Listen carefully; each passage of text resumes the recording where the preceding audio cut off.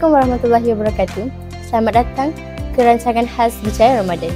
Hari ini kita akan membincangkan tentang keistimewaan pada bulan Ramadan serta amalan-amalan yang dapat meningkatkan ketakwaan kita. Bersama saya hari ini, dua orang tetamu istimewa iaitu Ustaz Zamri dan Puan Siti Khatijah.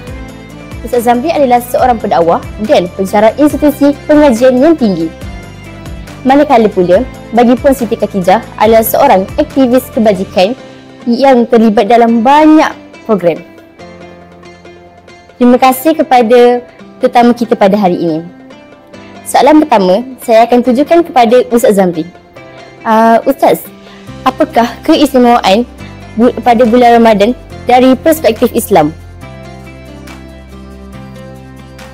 Waalaikumsalam warahmatullahi wabarakatuh. Terima kasih kepada pengacara majlis atas jemputan ini.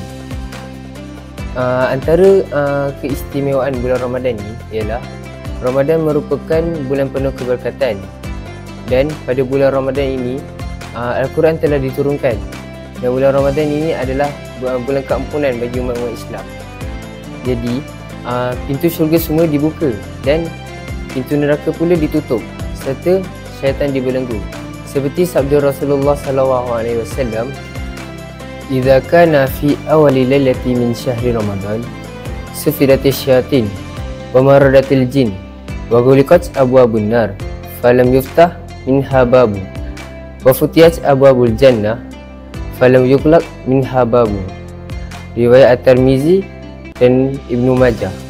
Okey, maksud dia kat sini, apabila tiba awal malam bulan Ramadan, semua syaitan dan jin-jin yang derhaka akan diikat, serta pintu neraka akan ditutup dan tiada satu pintu pun yang akan dibuka. Manakala pintu syurga pula akan dibuka dan tiada satu pintu pun yang akan ditutup. Riwayat At-Tirmizi dan Ibnu Majah. Okay, selain itu, antara keistimewaan di dalam bulan Ramadan ni, dalam bulan Ramadan ni ada satu malam yang sungguh istimewa, iaitu malam Lailatul Qadar. Malam Lailatul Qadar ni lah malam di mana kita nak minta keampunan kepada Allah Subhanahu Wa Taala. Jadi inilah masa dan peluang yang terbaik untuk kita minta keampunan kepada Dia. Subhanallah, begitu besar rahmat Allah pada bulan ini. Soalan kedua, saya akan tujukan kepada Puan Siti Khatijah. Puan Siti kan seorang aktivis kebajikan. Bagaimana masyarakat boleh menghayati Ramadan dengan amal kebajikan? Ramadan ni dia bukan sekadar menahan lapar dan dahaga tau, tapi bulan ini boleh melatih jiwa kita dengan sifat pemurah dan prihatin terhadap golongan yang memerlukan. Kalau kamu semua nak tahu, Rasulullah SAW sendiri sangat pemurah pada bulan ini.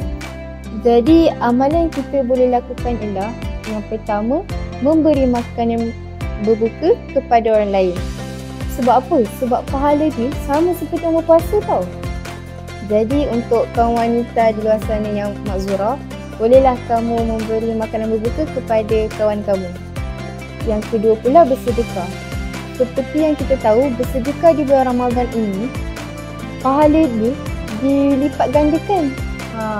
Jadi jomlah kita sama-sama bersedekah pada bulan Ramadan. Ingat, kena ikhlas tau. Dan akhir sekali, menyantuni anak yatim dan fakir miskin. Sebab mereka lah yang paling merasai kesempitan hidup di bulan ini.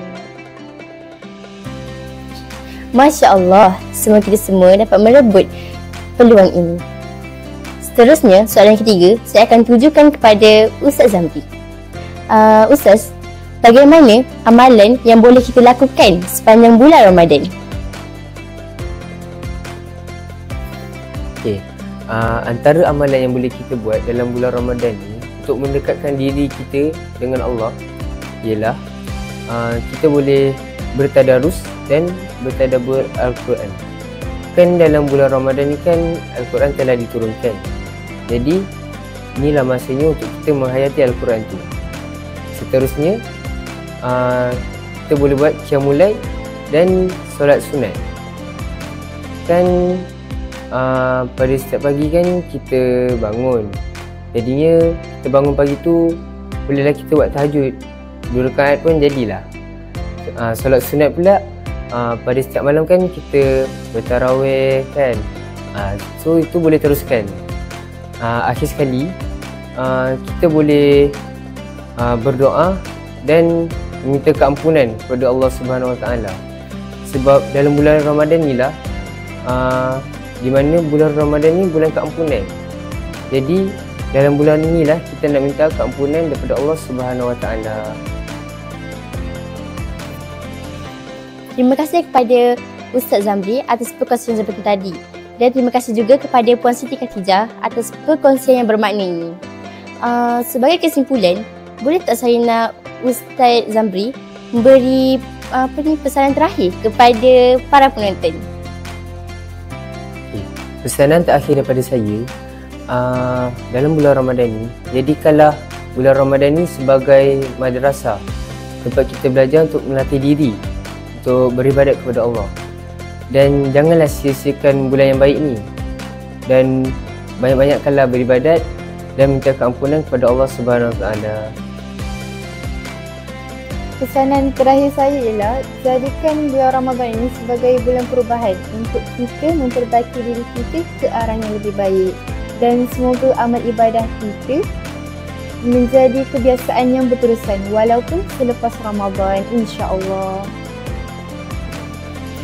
Terima kasih sekali lagi kepada para tetamu kita pada hari ini. Semoga kita semua mendapat keberkatan Ramadan dan menjadi hamba Allah yang lebih bertakwa. Sekian dari rancangan Bicara Ramadan kali ini. Selamat beribadah dan selamat menghayati Ramadan.